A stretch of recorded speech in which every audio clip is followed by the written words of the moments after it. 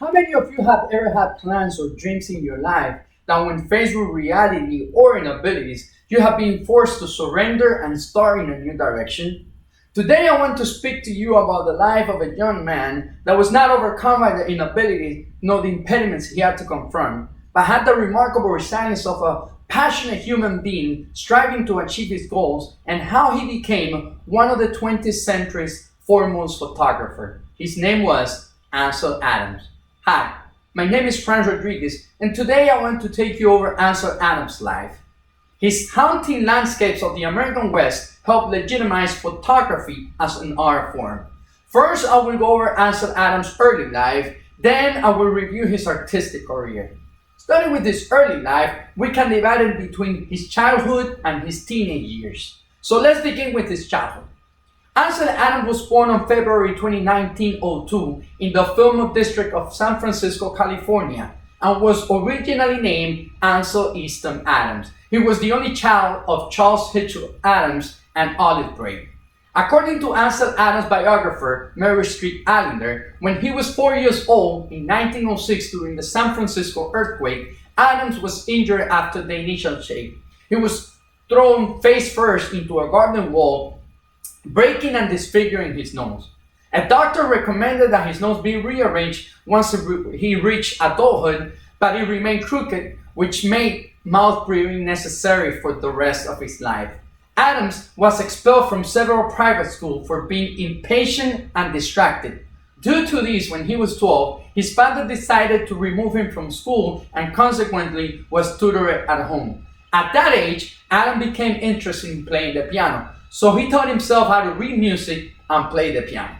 As a teenager, Adam had developed his love for playing the piano to a higher level. He wanted to become a professional concert pianist. When he was 14 years old, Adam visited for the first time Yosemite National Park, and during that stay, his father gave him his first camera. During the 1918 flu pandemic, Adams contracted the Spanish flu. He became a germophobic. He was so paranoid, he was unable to touch anything without immediately washing his hands after. But a visit to Yosemite National Park cured him from his condition. He formed the Melambit Trio with a violinist and a dancer, but he believed his small hands affected his performance. This made him turn more to photography.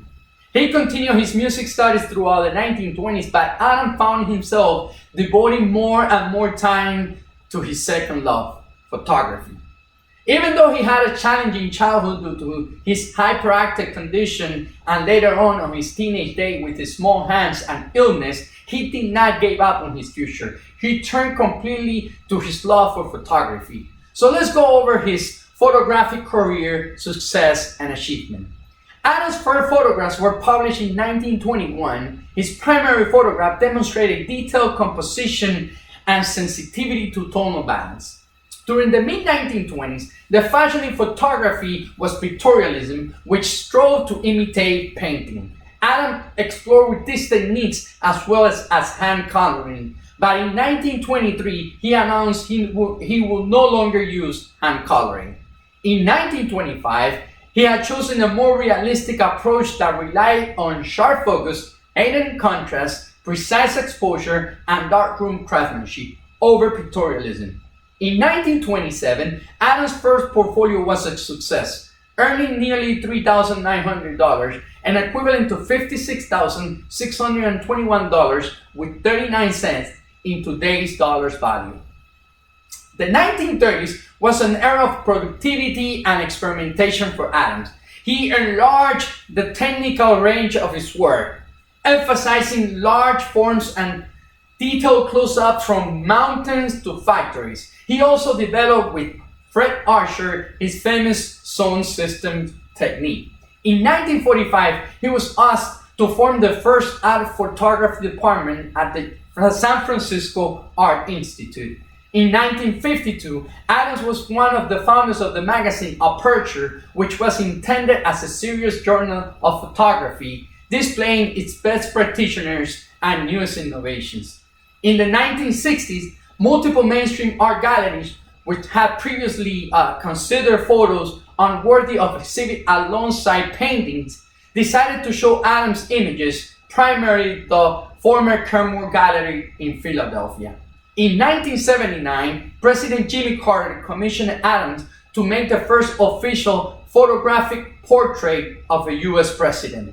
At age 82, Adams died from a cardiovascular disease on April 22, 1984. He died in the company of his wife, 2 children, and 5 grandchildren. In conclusion, even though he had many obstacles in his childhood and teenage days, Ansel Adams never stopped striving for a better future. He received numerous awards during his lifetime and posthumously.